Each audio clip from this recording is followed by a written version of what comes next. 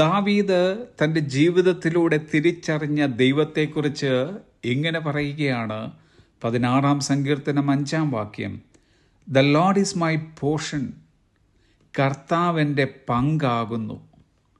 പങ്ക് എന്നതിൻ്റെ അർത്ഥം അവകാശം എന്നാണ്.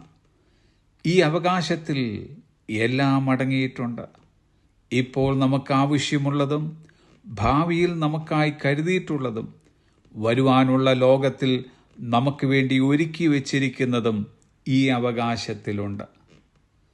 ദാവീദ് മാത്രമല്ല, യിരെമ്യാവും ഇങ്ങനെ പറയുന്നു. വിലാപങ്ങളുടെ പുസ്തകം 3-ാം അധ്യായം 24-ാമത്തെ വാക്യം, the Lord is my portion, യഹോവ എൻ്റെ ഓഹരി എന്നെൻ്റെ ഉള്ളം പറയുന്നു. അതുകൊണ്ട് ഞാൻ അവനിൽ പ്രത്യാശ വയ്ക്കുന്നു.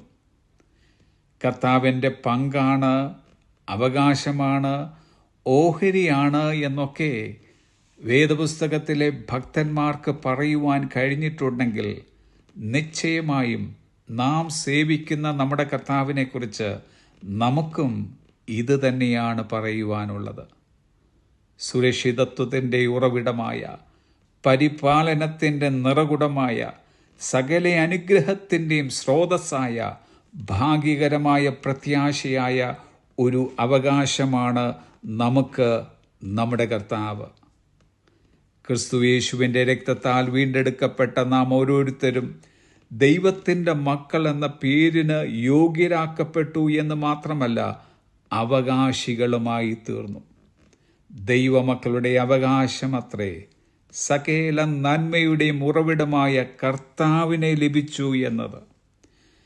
ഈ പങ്കത്രേ നമ്മുടെ സന്തോഷം, നമ്മുടെ അനുഗ്രഹം, നമ്മുടെ സംതൃപ്തി. നമ്മുടെ അവകാശമായ കർത്താവ് നൽകുന്നതായ എല്ലാ കാര്യങ്ങളിലും നാം സംതൃപ്തരാകണം. നമുക്ക് സങ്കല്പിക്കുവാൻ കഴിയുന്നതിന് മീതെ ഏറ്റവും നല്ല അവകാശമാണ് നമ്മുടെ കർത്താവ്.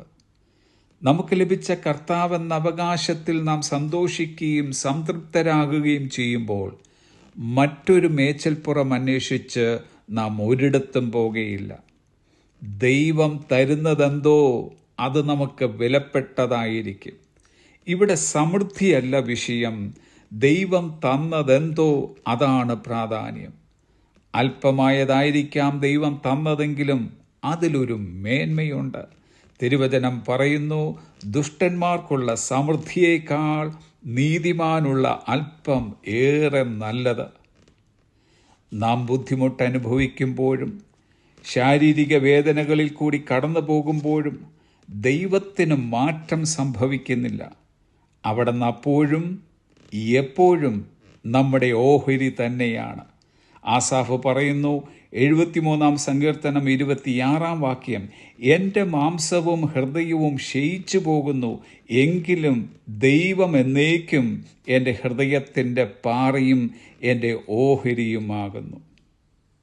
Dear friends, the Lord is our portion in the life that is now and the life that is to come. He is the only inheritance that matters. ഇപ്പോഴുള്ള ജീവിതത്തിലും വരാനിരിക്കുന്ന ജീവിതത്തിലും കർത്താവാണ് നമ്മുടെ പങ്ക്. അവനാണ് നമ്മുടെ അവകാശം. അതാണ് സുപ്രധാന കാര്യം. Have a pleasant day.